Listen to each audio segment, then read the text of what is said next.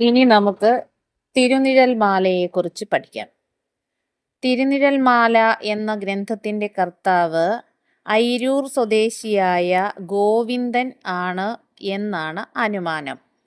തിരുനിഴൽ മാലയ്ക്ക് ആകെ 3 ഭാഗങ്ങളാണുള്ളത്. 97 പാട്ടുകളും 539 ഈരടികളും ഇതിലുണ്ട്.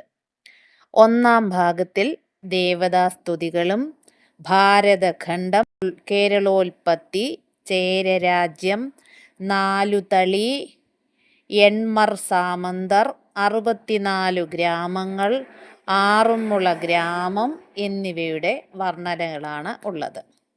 2-ാം ഭാഗത്തിൽ തുയലുഴിയലും നാഗൂറുമാണ് പ്രതിപാദ്യം.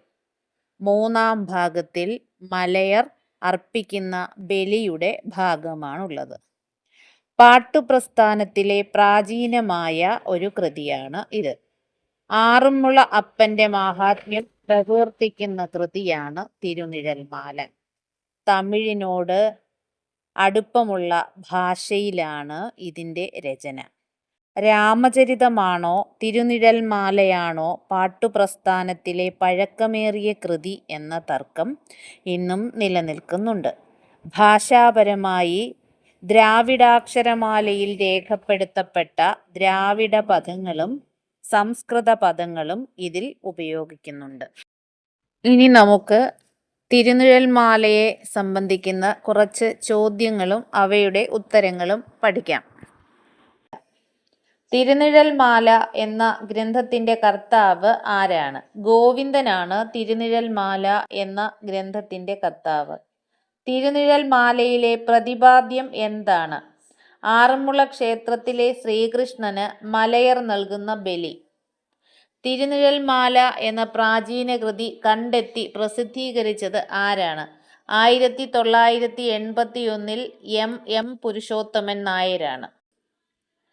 തിരുവാറന്മുളയപ്പന്റെ മാഹാത്മ്യ പ്രകീർത്തനമാണ് ഈ കൃതിയുടെ ഉള്ളടക്കം. ഏത് കൃതിയുടെ? തിരുനിഴൽമാലയുടെ ഉള്ളടക്കം. കണ്ടുകിട്ടിയിട്ടുള്ള കൃതികളിൽ പരശുരാമൻ മണിമുറം എറിഞ്ഞാണ് കേരളം സൃഷ്ടിച്ചതെന്ന് ഐതിഹ്യങ്ങളിൽ ആദ്യം പറയുന്നത് ഏത് കൃതിയിലാണ്? തിരുനിഴൽമാലയിൽ. ദ്രമിഡ സംഘാതാക്ഷര നിബദ്ധ മെതുക മോന വൃത്ത വിശേഷയുക്തം പാട്ട് എന്ന് ലീലാതിലകത്തിൽ പാട്ടിന് നൽകിയിട്ടുള്ള ലക്ഷണം പൂർണ്ണമായും യോജിക്കുന്ന ഒരേയൊരു കൃതി മാത്രമേ ഇതപര്യന്തം നമുക്ക് ലഭിച്ചിട്ടുള്ളൂ എന്ന ധാരണ തിരുത്തി കുറിക്കുവാൻ പര്യാപ്തമായ ലക്ഷണങ്ങളുള്ള ഒരു കൃതി എന്ന് തിരുനിഴൽമാലയെപ്പറ്റി വിലയിരുത്തിയത് ആരാണ്? എം പുരുഷോത്തമൻ നായർ. പാട്ടിന്റെ ബാഹ്യരൂപവും മണിപ്രവാളത്തിന്റെ അന്തർഭാവവും ഉൾക്കൊണ്ടിട്ടുള്ള തിരുനിഴൽമാല ഒരു തരത്തിൽ പാട്ടിന്റെയും മണിപ്രവാളത്തിന്റെയും സമന്വയം തന്നെയാണ് എന്ന് അഭിപ്രായപ്പെട്ടത് ആരാണ്? എം പുരുഷോത്തമൻ നായർ. ശൈലീപരമായി കൃഷ്ണഗാഥയുടെ ജനുസിൽപ്പെടുന്ന തിരുനിഴൽമാല ഒരു തെക്കൻ കൃതിയാണ്. കൊടുങ്ങല്ലൂരിനെ കുറിച്ചുള്ള പരാമർശം വെച്ചുകൊണ്ട് കോകസന്ദേശ കാലത്തിന് മുമ്പ് 15-ാം നൂറ്റാണ്ട് ആരംഭത്തിലുണ്ടായ കൃതിയാണ് തിരുനിഴൽമാല എന്ന് പറയാം. ഈ പരീക്ഷണം നടത്തിയത് ആരാണ്? നെടുവട്ടം ഗോപാലകൃഷ്ണൻ.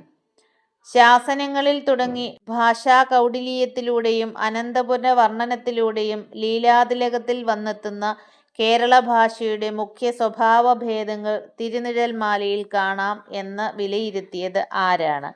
P M Vijayappan. ഇനി നമുക്ക് രാമകഥ പാട്ടിനെ കുറിച്ച് പഠിക്കാം.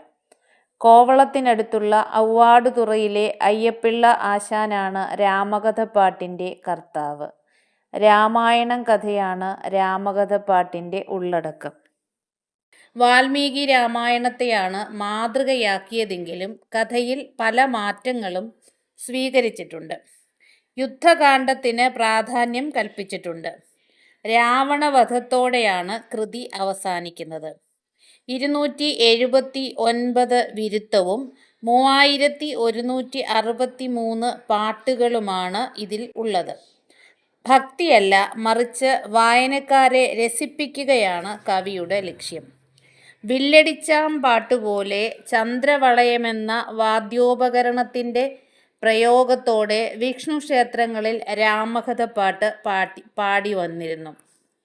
യതുകയും മോനയും അന്ത്യപ്രാസവും ഇതിൽ ഉപയോഗിച്ചിട്ടുണ്ട്.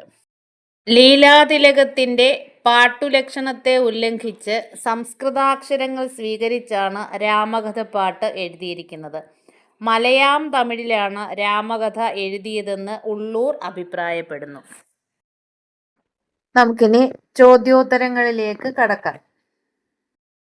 രാമകഥപ്പാട്ടിൻ്റെ കർത്താവ് ആരാണ്? അയ്യപ്പിള്ള ആശാൻ.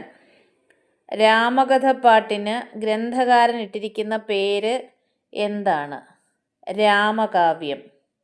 രാമകഥപ്പാട്ട് സമഗ്രമായി വ്യാഖ്യാനസഹിതം പ്രകാശനം ചെയ്തത് ആരാണ്? PK നാരായണപിള്ള. രാമകഥപ്പാട്ടിലെ ഭാഷ ഏതൊക്കെയാണ്? സംസ്കൃതം, മലയാളം, തമിഴ് എന്നീ 3 ഭാഷകളുടെയും സമ്മേളനം. രാമകഥപ്പാട്ടിലെ അവതാരിക എഴുതിയത് ആരാണ്? PK നാരായണപിള്ള. രാമകഥപ്പാട്ടിലെ ഏതാനും ഭാഗം ആദ്യമായി മുദ്രണം ചെയ്ത് പ്രകാശിപ്പിച്ചത് ആരാണ്? ഉള്ളൂർ S പരമേശ്വരയ്യർ. തിരുവനന്തപുരത്തെ ശ്രീപത്മനാഭസ്വാമി ക്ഷേത്രത്തിൽ ചന്ദ്രവളയം എന്ന വാദ്യോപകരണത്തിൻ്റെ സഹായത്തോടുകൂടി പാട്ടുകാർ പാടിവന്നിരുന്ന ജനകീയ ഗാനകാവ്യം ഏതാണ്? രാമകഥപ്പാട്ട്. രാമകഥപ്പാട്ടിൽ വാൽമീകിയുടെ കഥയും അയ്യമ്പിള്ള ആശാന്റെ കവിതയുമാണുള്ളതെന്ന് അഭിപ്രായപ്പെട്ടത് ആരാണ്?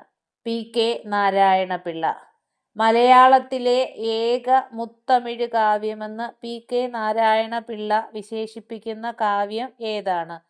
രാമകഥപ്പാട്ട്. രാമകഥപ്പാട്ടിലെ പ്രധാനപ്പെട്ട വൃത്തങ്ങൾ ഏതൊക്കെയാണ്?